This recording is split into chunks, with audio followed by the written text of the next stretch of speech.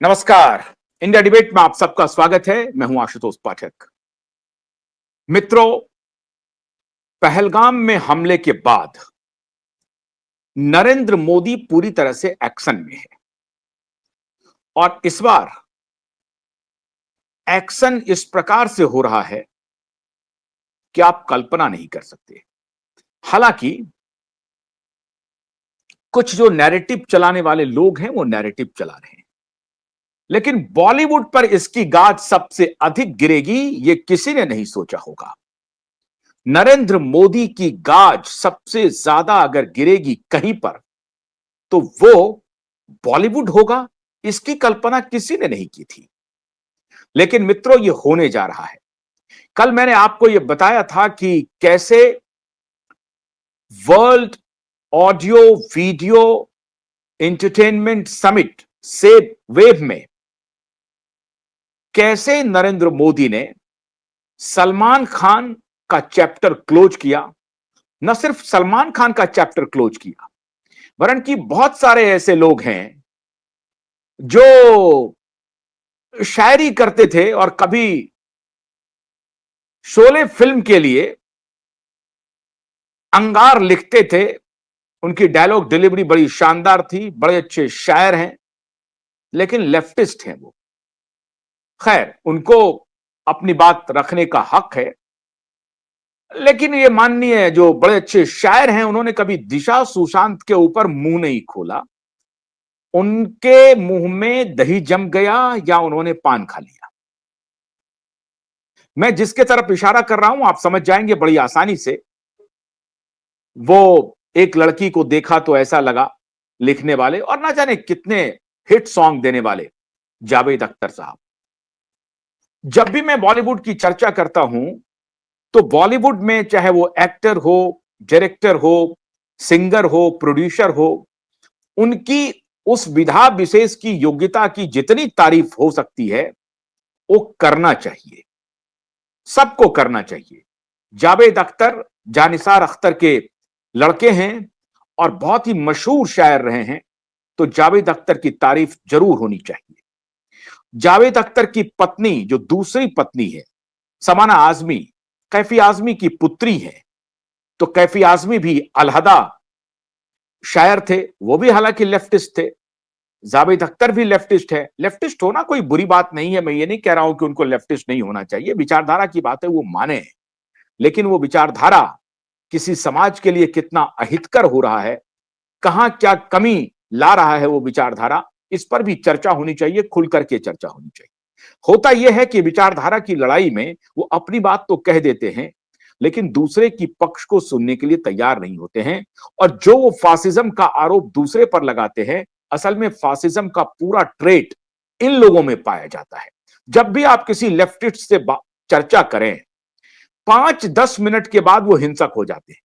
5 से 10 मिनट का भी उनको इंतजार नहीं कर, वो वाद विवाद और वितंडा एक होता है वाद और विवाद में। उसके साथ एक भारतीय ज्ञान परंपरा में जो विवाद की या वाद की एक पूरी परंपरा रही है, एक शैली है, उसमें एक पक्ष आता है वितंडा, कि अगर वाद से आप कोई पक्ष रख करके या उस पर प्रतिपक्ष रख करके आप किसी विषय पर के समाधान पर नहीं पहुंचे तो वितंडा खड़ा करते हैं। तो वो वितंडा खड़ा करने की परंपरा के ये पोषक रहे हैं लेफ्टिस्ट। और मैं खुल करके ये बात कर रहा हूं, मुझे आज तक कोई लेफ्टिस्ट नहीं मिला जो 10 मिनट की चर्चा के बाद हिंसक ना हो गया हो, अपने बातचीत में वो उग्र ना हो गया हो। हिंसक होने का मतलब ये नहीं है कि सिर्फ हाथापाई पर उतर जाना, झगड़े पर उतर जाना, लात घूसे चला देना। हिंसक का मतलब है कि आप अपनी वाणी में भी कठोर हो जाना। मुझे आज तक ऐसा कोई लेफ्टिस्ट नहीं मिला जो 10 मिनट तक चर्चा करे, विवाद करे, वाद करे, लेकिन उसके बाद वितंडा ना करे। तो इसी श्रेणी में ये लोग भी आते हैं। 10-15 मिनट के बाद इनकी त्योरियां चढ़ जाती हैं, आंखों का स्वरूप बदल जाता है, पूरे चेहरे का हाव भाव बदल जाता है। तो माननीय जावेद अख्तर और कैफी आजमी की पुत्री शबाना आजमी जो इनकी पत्नी है, दूसरी पत्नी है, तो भाई व्यक्तिगत जीवन है, मैं उस पर कोई आक्षेप नहीं रख सकता। एक पत्नी करें, दो पत्नी करें, ये आपका प्रेरोगेटिव है। अगर सौहार्द से होता है तो इसमें कोई बुरी बात नहीं है। ये इस पर मैं कोई टिप्पणी नहीं करना चाहता हूं। मैं इस लहजे से मैं कोई चर्चा भी नहीं करना चाहता हूं। लेकिन माननीय जावेद अख्तर शायरी करते हैं कि सब रंग यकरंगी हो जाए, यकरंगी हो जाए। यकरंगी आप चाहते हैं कि बागों में फूल यकरंगी हो जाए। अब बागों में फूल तो अलग अलग रंग के होने चाहिए। वाह, क्या शानदार बात कहते हैं।